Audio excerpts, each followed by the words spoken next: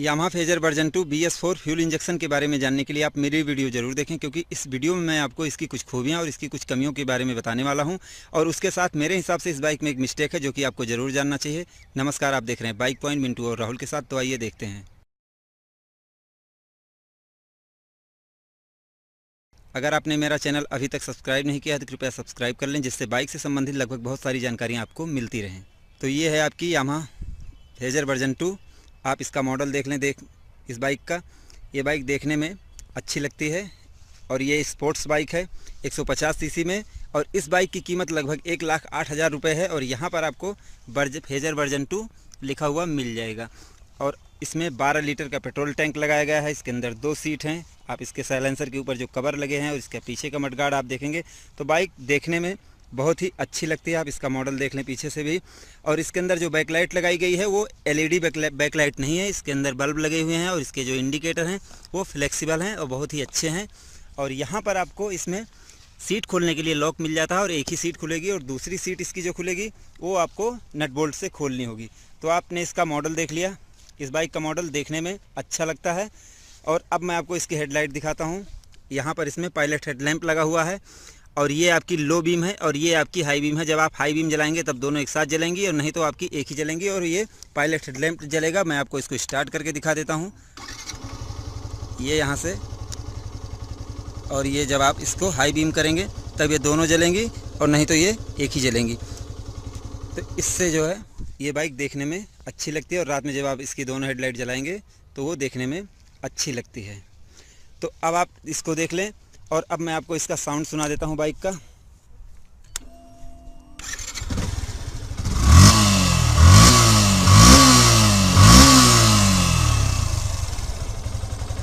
और इस बाइक का आप इंजन का साउंड सुन लें। ये इंजन का साउंड सुनाने से मेरा मकसद इतना ही था कि जो इनके पुराने वाले इंजन थे उसमें जब आप स्लो कर देते बाइक को तो थोड़ा सा खटखटाहट की आवाज़ थी। लेकिन इस बाइक में जब से वर्जन 2 हुई है इसमें काफ़ी सुधार किया गया है, जिससे इसमें खटखटाहट की आवाज़ नहीं है। अब आप इसमें देखें कि फ्यूल इंजेक्शन कहाँ पे लगा हुआ है। इसमें फ्यूल इंजेक्शन सिस्टम यहाँ पर लगा हुआ है और इसके अंदर पेट्रोल बंद करने की सुविधा आपको नहीं मिलती है।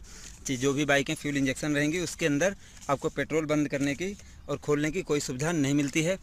149 सीसी का ब्लू कोर इंजन है और इसकी BHP है 12.9 PS 8000 RPM पर। इसकी टॉर्क है 12.8 न्यूटन मीटर 6000 RPM पर। इसका बोर है 57.3 mm। इसका स्ट्रोक है 57.9 mm। तो आपने देख लिया इसके अंदर पहले से इसका BHP और इसकी टॉर्क कम की गई है, लेकिन RPM इसकी हल्की सी बढ़ाई गई है। और इसके अंदर फ्यूल इंजेक्शन सिस्टम लगा के दिया गया है। और पहले इस बाइक में जब ये कार्बोरेटर में थी तो इस बाइक का माइलेज 35 से 40 बताते थे, लेकिन अब 45 से 50 आपको इसकी माइलेज मिल जाएगी। आपने इसको देख लिया। और अब आप इसमें देखें, यहाँ पर आपको साइड स्टैंड का कोई सेंसर नहीं मिलता है। और इसके अंदर जो सस्पेंसन है अगला, ये टेलीस्कोपिक सस्पेंसन है, आप इसको देख सकते हैं।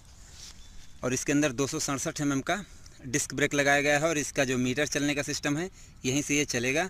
और यहाँ पर आप देखेंगे तो ये 180/70 का इसके अंदर आपको ट्यूबलेस टायर मिलता है और इसका सस्पेंसन भी आगे से बहुत ही अच्छा है। अब मैं आपको इसके पीछे के पार्ट्स दिखाता हूँ। आप इसका पीछे का सस्पेंसन देखेंगे तो इसके अंदर मोनो सस्पेंसन लगे हुए हैं कि एक ही सस्पेंसन होता है। देखिए एक ही सॉकर लगा होता है इसके अंदर, ये एडजस्ट किया जा सकता है। यहाँ पर मोनो सस्पेंसन आपको मिल जाता है। और 140/60/70 का इसके अंदर पीछे टायर लगा हुआ है। ये देख लें आप, ये ट्यूबलेस टायर इसके अंदर लगाया गया है। और आप इसकी चैन को जब देखेंगे तो यामाहा की चैन जो होती है वो बहुत ही अच्छी होती है। चैन स्पॉकेट का मॉडल इनके ऐसा होता है कि जो बहुत जल्दी नहीं घिसता है। आप इसमें देख सकते हैं, इसमें DID की चैन इन्होंने लगा के दी है। DID की चैन अच्छी होती है जिसमें बहुत ज़्यादा कोई दिक्कत नहीं आती है। अब आप इसके मीटर के बारे में जान लें। और सबसे पहले तो आप ये जान लें, यहाँ पर ब्लू कोर लिखा हुआ है। तो जैसे आपने अपाची में सुना होगा कि RTR रेसिंग थ्रोटल रिस्पांस, वैसे ये ब्लू कोर इंजन है। अगर आप ये सोच रहे होंगे इसके अंदर ऐसा कोई पार्ट लगाया गया होगा जिससे बाइक में कुछ अलग रहेगा, लेकिन ऐसा नहीं है। इसके इंजन इस तरीके से डेवलप किया गया है जिससे आपको अच्छी परफॉर्मेंस, अच्छी माइलेज आपको मिल सके। तो यही होता है ब्लू कोर टेक्नोलॉजी। और अब आप इसके मीटर के बारे में देखेंगे, ये यहाँ पर आपको न्यूट्रल की लाइट मिल जाती है और ये यहाँ पर आपको सेंसर की लाइट मिल जाती है। अगर आपकी कोई प्रॉब्लम होगी तो ये डायरेक्ट जलता रहेगा या ब्लिंक करता रहेगा। और यहाँ पर आपको इंडिकेटर का मिल जाता है और यहाँ से आपको हाई बीम की मिल जाती है। और यहाँ से आप मोड सेलेक्ट कर सकते हैं, चाहे आप ट्रिप ट्रिप सेलेक्ट करें या ऑडियो रहने दें। ये देखिए ट्रिप, ये 535 किलोमीटर टोटल चली हुई है। आप इसका ऑडियो भी चेक कर सकते हैं। यहाँ से आपको RPM मीटर मिलता है, यहाँ से आपको फ्यूल मीटर मिलता है। और ये बटन, ये जो लाइट आपको दिख रही है, ये इको की लाइट है। जब आप इन्वायरमेंट फ्रेंडली बाइक को चलाएँगे, जब पर्यावरण के अनुकूल चलाएँगे बाइक, तभी ये लाइट काम करेगी, लाइट जलती रहेगी। इससे आपको अच्छी माइलेज भी मिल सकती है। और यहाँ पर आप देखेंगे तो इंजन की किल की स्विच मिल रही है।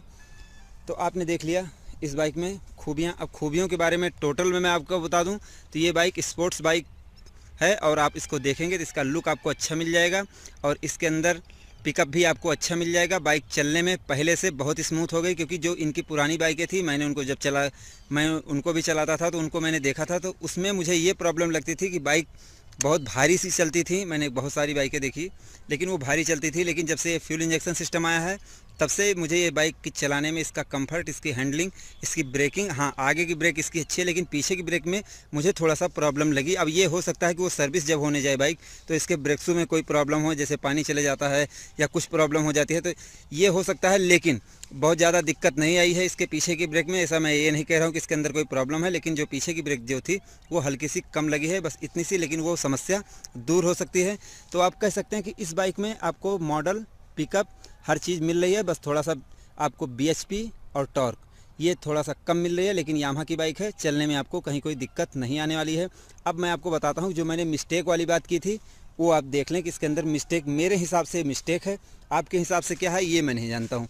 आप ये देख लें यहाँ पर, जब ये बाइक 1 अप्रैल के बाद ही ली गई है और 1 अप्रैल के बाद गवर्नमेंट का नियम है, सरकार का ये नियम है कि हर बाइक में AHO सिस्टम होना चाहिए, लेकिन इस कंपनी ने इस नियम का पालन इस कंपनी ने नहीं किया है। आप देख सकते हैं यहाँ से आपको हेडलाइट की स्विच दी गई है, यहाँ से आप ऑन ऑफ कर सकते हैं, इसको हाई बीम और लो बीम यहाँ से कर सकते हैं। तो मेरे कहने का इतना ही मतलब है कि जिनकी पहले से आदत पड़ी हुई है लाइट बंद करने की, वो लाइट बंद करके चलेंगे। और ये चीज़ें जो AHO सिस्टम है, ऑटोमेटिक हेडलैम्प ऑन वाला सिस्टम है, इससे जो चलाने वाले होते हैं उनको काफ़ी फ़ायदा होता है। तो अगर आपकी आदत नहीं होगी तो आप इसको जलाएंगे, बंद करके रखेंगे, तो मेरे हिसाब से कंपनी का ये मिस्टेक है। कंपनी को यहाँ से ये वाली स्विच को हटा देना चाहिए था, जिससे कहीं कोई प्रॉब्लम ना आए। और आप देखेंगे तो यहाँ पर इसमें किक नहीं है। अब यामाहा की लगभग 150 सीसी की बाइकों में किक नहीं होती है, तो मेरे हिसाब से ये कमी मानी जा सकती है, क्योंकि अब आप देखे होंगे कि लगभग 150 सीसी की बाइक लोग डेली यूज के लिए लेने लगे हैं। जैसे उनको आप कोई भी काम पड़ता है तो 150 सीसी की बाइक इसलिए लेने लगे हैं कि उसके अंदर अगर फ्यूल इंजेक्शन सिस्टम लगा हो और थोड़ी सी माइलेज भी मिल जाती है लोगों को, तो इसलिए आप डेली यूज के लिए जब बाइक लेने लगे हैं। तो अगर उसमें किक नहीं होती है तो ये तो नई पे चाहे जो आप ले लें, लेकिन जब बाइकें कुछ चल जाती हैं तो ये कोई गारंटी नहीं दे सकता है कि इसके अंदर कोई प्रॉब्लम नहीं आएगी, या इसके अंदर जैसे वायरिंग की प्रॉब्लम या ऐसी कोई प्रॉब्लम नहीं आएगी। तो मेरे हिसाब से जब कोई प्रॉब्लम आती है, जैसे कोई फ्यूज उड़ गया, तो हर ग्राहक या इतना बड़ा मैकेनिक नहीं होता है वो अपने आप ही सही कर ले। तो बाइक में किक देना चाहिए, जिससे लोगों को सुविधा रहे और उनको कोई परेशानी ना आए। मेरे हिसाब से किक 150 सीसी तक कंपनी को दे देनी चाहिए। तो ये मुझे दूसरी इसके अंदर कमी लगी। और तीसरी कमी की बात की जाए तो इस बाइक में फ्यूल इंजेक्शन सिस्टम भी दे दिया गया है और उसके बाद BHP और टॉर्क भी कम कर दी गई है, लेकिन फिर भी उसके अलावा कंपनी आपको 50 की माइलेज ही बताती है। और फ्यूल इंजेक्शन की बाइक है तो इसके अंदर पेट्रोल बंद करने का सिस्टम नहीं दिया जा रहा है आपको, और ना ही खोलने का कोई सिस्टम है। तो इससे बहुत ही कन्फ्यूजन रहती है, लोग एवरेज अपनी नहीं नाप पाते हैं कि उनकी बाइक की एक्चुअल माइलेज कितनी है, कि कंफर्म नहीं कर पाते हैं कि उनकी बाइक की माइलेज कम है। लेकिन मेरे हिसाब से इस बाइक में मुझे जैसे कि माइलेज का थोड़ा सा ये लगा कि 50 की माइलेज 150 सीसी में, वो भी फ्यूल इंजेक्शन सिस्टम लगा के, तो कम लगती है मेरे हिसाब से। और बाकी चलाने के ऊपर है, अगर आप बाइक खरीदना चाहते हैं 150 सीसी, और ख़रीदने का एक मकसद ये भी हो सकता है लोगों का कि जैसे कुछ बाइकें होती हैं वो बहुत ज़्यादा बिकी हैं, तो आदमी थोड़ा सा डिफरेंट चाहता है। तो ये बाइक देखने में अच्छी है और चलने में भी मेरे हिसाब से ठीक ठाक है। बस मैंने जो इसके अंदर कमियां आपको गिना दी कि थोड़ी सी इसके अंदर मुझे माइलेज की कमी लगी, और बाकी मुझे चलाने में इसकी हैंडलिंग और ब्रेकिंग ये फर्स्ट क्लास है, इसमें कहीं कोई मुझे कमी नज़र नहीं आई है। तो अगर आप इस बाइक को ख़रीदना चाहते हैं, अगर आपको ये बाइक पसंद आती है तो आपको इस बाइक को ख़रीदना चाहिए। अगर आपको बाइक नहीं पसंद आती है तो कोई बात नहीं, आप मत खरीदिए। लेकिन मेरे हिसाब से बाइक देखने में ठीक ठाक है, और जो इसके अंदर माइलेज की प्रॉब्लम थी वो मैंने आपको शेयर कर दी। और मैं जो आपको बताता हूँ, जैसे कि बाइकों में मैंने कुछ कमियां बता दी, तो मेरे हिसाब से इसका ये मतलब नहीं होता कि आप ये कंपनी ही ख़राब है या इसको ना खरीदें, मेरा ऐसा मकसद नहीं होता। लेकिन आपको जानने का पूरा अधिकार है कि इसके अंदर क्या क्या प्रॉब्लम्स आती हैं। और अब मैं आपको एक चीज़ और दिखा देता हूँ कि इसके अंदर BS4 कहाँ पर लगा हुआ है। आप यहाँ पर देख सकते हैं, ये कैनिस्टर यहाँ पर लगा हुआ है, ये BS4 के लिए है, ये आप देख सकते हैं। जिससे ये BS4 के मानकों को ये बाइक पूरा करती है। बस यही एक कमी थी कि BS4 के मानकों को पूरा करती है, लेकिन इसके अंदर AHO सिस्टम नहीं लगा हुआ है। तो अगर आपको मेरी ये वीडियो पसंद आई तो कृपया मेरी इस वीडियो को लाइक करें और मेरे इस चैनल पर अपना सपोर्ट बनाए रखें, जिससे मैं आगे भी आपके लिए और भी अच्छी वीडियोज़ लाता रहूँ। मेरी इस वीडियो को देखने के लिए आपका बहुत धन्यवाद। आपका दिन शुभ रहे। धन्यवाद।